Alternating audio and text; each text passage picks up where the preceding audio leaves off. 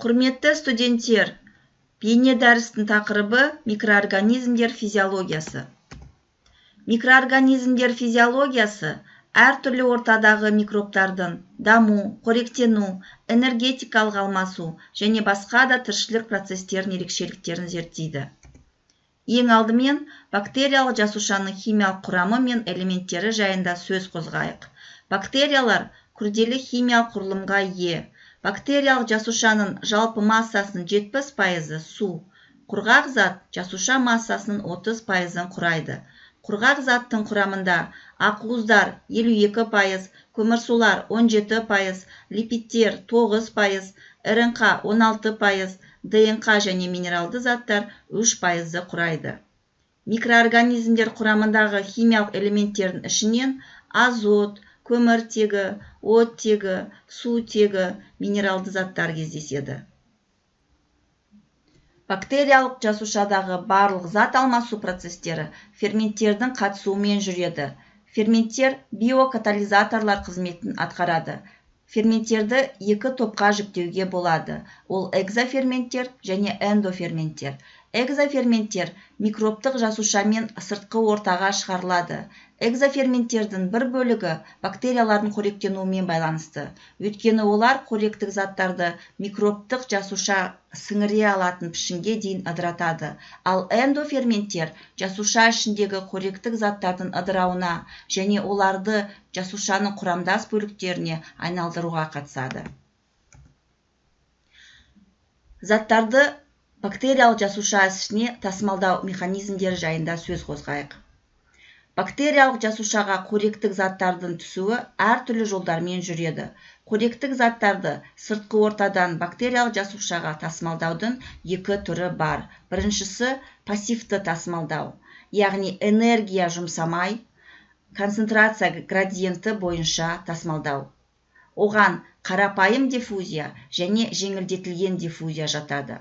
Қарапайым диффузия бұл бактериялық жасуша денесіндегі және қоректік ортадағы қоректік заттардың концентрациясының айырмашылығы нәтижесінде жасуша қабырғасы мен цитоплазмалық мембрана арқылы қоршаған ортадан қоректік заттардың түсуі. Пассивті диффузия арқылы газдар, су және кейбір иондар, мысалы натрий иондары жасушаға енеді. Жеңілдетілген диффузия бұл заттарды жасуша мембранасы арқылы транслоказа ақуызымен тасымалдау. Микробтар үшін жеңілдетілген диффузия мысалы ретінде глицерин берілуін айтуға болады. Екінші түрі белсенді тасымалдау, яғни пермиазалардың көмегімен энергия шығыны бар концентрация градиентіне қарсы тасымалдау түрі. Оған белсенді транспорт және радикалдар транслокациясы жатады. Белсенді транспорт кезінде цитоплазмалық мембрананың сыртқы жағындағы пермиаза субстрат молекуласымен ерекше байланысады және АТФ көмегімен оны мембрананың ішкі жағына тасымалдайды. Мембрананың ішкі бетінде пермиаза субстратты цитоплазмаға шығарады. Белсенді тасымалдау арқылы кіші молекулалар түрінде қоректік заттардың негізгі мөлшері бактериялық жасушаға енеді. Оған амин қышқылдары, кейбір қанттар және органикалық қышқылдар жатады. Радикалдар транслокациясы кезінде тасымалдау процесінде тасымалданатын заттың химиялық модификациясы жүреді. Осылайша пуриндер, пиримидиндер, кейбір қанттар тасымалданады. Бактериялардың зат алмасуы бір уақытта жүретін екі процестен құралған. Ол катаболизм және анаболизм. Катаболизм бұл энергетикалық метаболизм, қоректік заттардың құрамдас бөліктерге бөліну ыдырау процесі. Ал анаболизм бұл макромолекулалардың синтезімен және бактериялық жасушаның құрылымдық элементтерінің түзілуімен сипатталатын конструктивті метаболизм. Қоректену түрі бойынша бактериялардың жіктелуіне тоқталайық. Бактериялар көмірсу көзі бойынша автотрофтарға және гетеротрофтарға бөлінеді. Автотрофтар олар СО2 мен H2O-дан органикалық қосылыстарды синтездеуге қабілетті, ал гетеротрофтар дайын органикалық қосылыстарға мұқтаж болып келеді. Энергия көзі бойынша фототрофтарға және хемотрофтарға бөлінеді. Фототрофтар энергияны фотосинтез есебінен алады, ал хемотрофтар энергияны тотығу-тотықсыздану реакциялардың есебінен алады. Өсу факторы бойынша бактериялар прототрофтарға және ауксотрофтарға бөлінеді. Прототрофтар өздігінше барлық қажетті заттарды синтездейді және қосымша өсу факторларына мұқтаж емес. Ауксотрофтар өсу факторларын синтездеуге қабілетті емес және дайын күйінде жетіспейтін затқа мұқтаж болып келеді. Азот көзі бойынша бактериялар азот фиксациялайтын, аммонифицирлеуші, нитрат және нитрит редуциялайтын болып бөлінеді. Енді бактериялардың тыныс алуын қарастырайық. Бактериялар тыныс алу бойынша аэробты және анаэробты түрге бөлінеді. Аэробты тыныс алатын бактерияларға қатаң аэробтар және микроаэрофилдер жатады. Анаэробты тыныс алатын бактерияларға қатаң анаэробтар және аэротолеранттылар жатады. Ал факультативті анаэробтарға аралас тыныс алу тән болып табылады. Қатаң аэробтар тек оттегі қатысуымен ғана өседі және көбейеді. Микроаэрофилдер төменгі парциалды қысым кезінде өседі. Қатаң анаэробтарға молекулалық оттегі өте улы болып келеді. Ол микроорганизмдерді өлтіріп, өсуін шектейді. Аэротолеранттылар оттегі атмосферасында тіршілік ету мүмкін.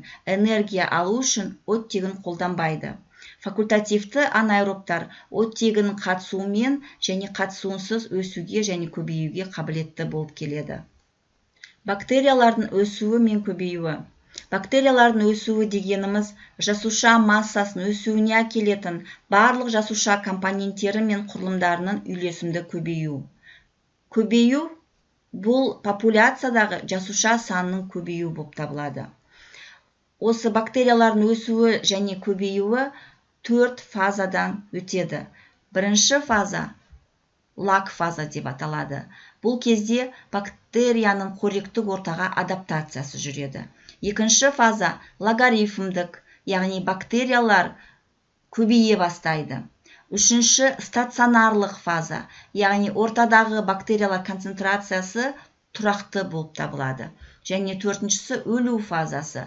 Бұл кезде тірі жасушалар саны азаяды, олар біртіндеп өледі. Бактериялық жасушаның бөлінуіне тоқталайық. Бактериялардың көпшілігіне екі бірдей еншілес жасушалардың түзілуіне әкелетін бинарлы көлденең бөліну тән.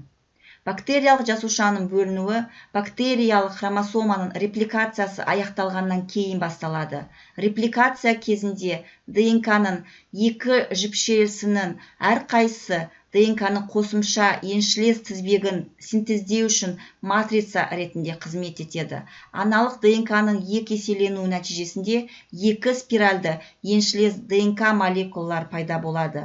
Содан кейін жасушаның ортаңғы бөлігінде көлденең септа пайда болады.